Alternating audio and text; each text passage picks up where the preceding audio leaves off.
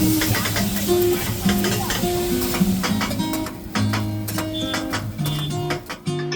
பேர் லீலா. நாங்க 2 பேரும் ஃப்ரெண்ட்ஸ். நான் வந்து பிஎஸ்சி பயோடெக்னாலஜி முடிச்சிருக்கேன். நாங்க ஃபர்ஸ்ட் வந்து ஜாபுக்கு தான் ட்ரை பண்ணோம். ஜாபுக்கு போனோம், ஒரு 2 months ட்ரை பண்ணோம். அதுக்கப்புறம் கிடைச்சது. அப்புறம் நாங்க 2 பேரும் சேர்ந்து ஐடி ஜாபுக்கு தான் போனோம். போயிட்டு அங்க 2 months தான் நாங்க அங்கேயும் ஒர்க் பண்ணோம். எங்களுக்கு வந்து அது செட் ஆகல.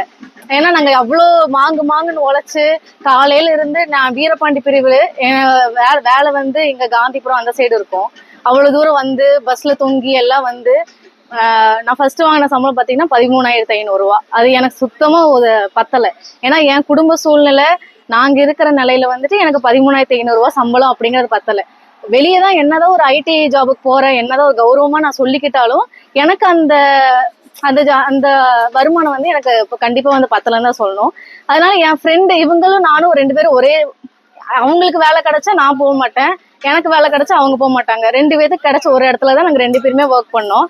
இல்ல 2 பேரும் ஒரே காலேஜ் இல்ல, அவங்க வேற காலேஜ், நான் வேற காலேஜ். 2 பேரும் இன்டர்வியூல தான் போனோம். இன்டர்வியூக்கு போயிட்டு அந்த ரவுண்ட்ல நானும் போயிட்டு இவங்களும் வெளியே வந்துட்டாங்க. அதுக்கப்புறம் இவங்க சரி இங்க இந்த பிளாக்ல வேற ஏதாவது ஜாப் இருக்கான்னு போய் ட்ரை பண்ணலாம்னு சொல்லிட்டு நாங்க அங்க போனோம். போறப்பதான் இவங்க வெளியே நின்று இருந்தாங்க. உங்க நம்பர் கொடுக்குறீங்களா, நீங்க வந்து வேற எங்க இன்டர்வியூ போனா என்கிட்ட சொல்லுங்க அப்படின்னு சொல்லிட்டு இவங்க கிட்ட தான் நம்பர் வாங்கினேன். வாங்கிட்டு உங்களுக்கு ஏதாவது இன்டர்வியூ எங்கேயா போகுதுன்னு எனக்கு கூப்பிடுங்க, நானும் எனக்கு எங்க இன்டர்வியூ போகுதுன்னா நான் உங்களுக்கு கூப்பிடுறேன், 2 பேரும் சேர்ந்து ட்ரை பண்ணலாம், ட்ரை பண்ற இடத்துல நமக்கு கிடைச்சா போகலாம் அப்படின்னு ஆரம்பிச்ச ஒரு ஃப்ரெண்ட்ஸ் தான். இப்படிதான் எங்க ஃப்ரெண்ட்ஸ் வந்து இப்ப எல்லாத்தையுமே சாதாரண ஃப்ரெண்ட்ஸ் கிடையாது, இன்டர்வியூ மூலமா போய் யாராச்சும் ஃப்ரெண்ட்ஸ் ஆவாங்களா ஆகி இப்ப அவங்களை நம்பி 2 பேரும் ஒரு பார்ட்னரா 2 பேரும் ஏத்துக்கிட்டு ஒரு பிசினஸ் நாங்க தொடங்கியிருக்கோம். இதுல நாங்க எவ்வளவு இன்வெஸ்ட் பண்ணிருக்கோம், நாங்க அவளை நம்புறேன், அவ என்ன நம்புறா, அவ்வளவுதான் எங்களுக்கு. எங்க 2 பேருக்கு பிசினஸ் பண்ண ஒரு ஐடியா. இப்ப இந்த பிசினஸ் தான் பண்ணும், தோசை கடை தான் வைக்கணும் அப்படின்றது பெருசா எதுவும் இல்ல. நாங்க ஏதாச்சும் ஒரு பிசினஸ் பண்ணோம், இவங்களுக்கு பிசினஸ் மேல இன்ட்ரெஸ்ட் இருந்துச்சு. ஏன்னா எங்களுக்கு வாங்கின அந்த 13,500 ரூபாய் அவளுக்கும் பத்தல, எனக்கும் பத்தல. அதனால சரின்னு சொல்லிட்டு 2 பேரும் பிசினஸ் ஸ்டார்ட் பண்ணலாமா அப்படின்னு சும்மா அப்படியே ஆரம்பிச்சோம். பண்ணலாம். நாங்க தோசை கடன் இல்ல, நாங்க ஃபர்ஸ்ட் என்னன்னா ஒரு டெசர்ட் ஷாப், அந்த ஷாப் ஏதாவது ஆரம்பிப்போம். பர்கர், ஃப்ரெஞ்ச் ஃப்ரைஸ் அந்த மாதிரி நம்ம ஸ்டார்ட் பண்ணலாம், ஃபாஸ்ட் ஃபுட் கடை அந்த மாதிரி ஸ்டார்ட் பண்ணலாம் அப்படின்னு சொல்லிட்டு தான் நாங்க ஃபர்ஸ்ட் ஆரம்பிச்சோம். அதுக்கப்புறம் நாங்க எங்களுக்கு வந்துட்டு வேலை முடிச்சுட்டு இங்கதான் வந்துட்டு போவோம். வேலை முடிச்சுட்டு நாங்க சுத்துற இடமே இதுதான். வேலை முடிச்சுட்டு வருவோம், அண்ணா சாலையில இறங்குவோம், ஸ்ட்ரெயிட்டா நடந்து வந்து இங்க காளான் கடையில இருக்கும், அந்த காளான் கடையில சாப்பிட்டு ஸ்ட்ரெயிட்டா இங்க இருந்து போறப்ப லைனும் ஒவ்வொரு கடையை வாங்கி சாப்பிட்டு சுத்திட்டு இருந்தவங்க தான். இந்த கடையில எல்லா பக்கமும் பார்த்தோம், பிசினஸ் பண்ணலான்ற ஐடியால இருந்தோம்.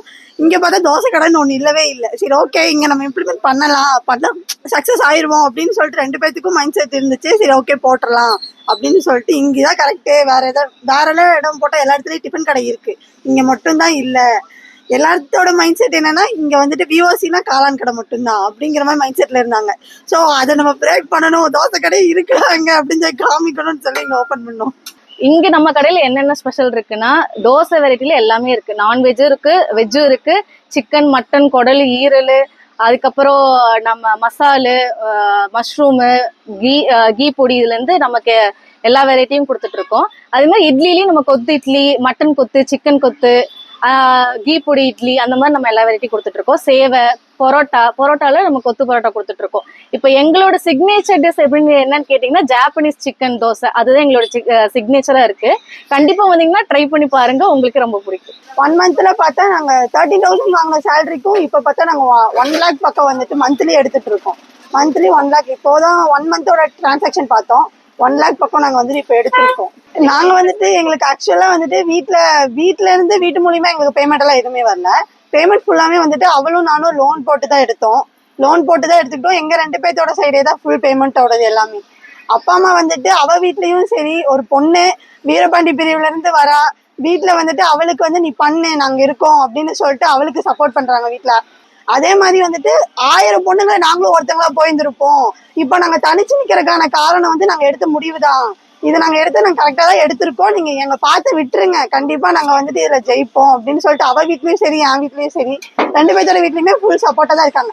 அம்மா தம்பி எல்லாருமே வந்துருவாங்க, எல்லாமே கூட இருந்தா ஹெல்ப் பண்றாங்க. செஃப்பும் கிடையாது, நாங்க 2 பேரும் வீட்டுல சுடுற தோசை மட்டும்தான், அதை வச்சுதான் இங்க ஸ்டார்டே பண்ணோம்.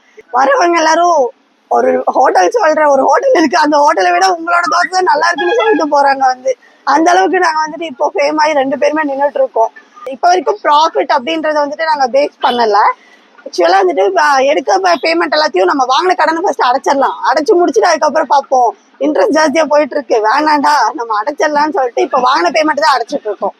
வாழ்க்கையில கண்டிப்பா நாங்க 2 பேருமே சக்சஸ் ஆகி காமிப்போம். எங்களோட வந்துட்டு அடுத்த பிரான்ச் வந்துட்டு திருப்பூர்ல அவுட்லெட் ஓபன் ஆக போகுது. இதே மாதிரி எல்லா ஊர்லயுமே நாங்க அவுட்லெட் ஓபன் பண்ணலாம் அப்படின்னு சொல்லிட்டு இருக்கோம். இல்லைலாமா பண்ணிடலாமா?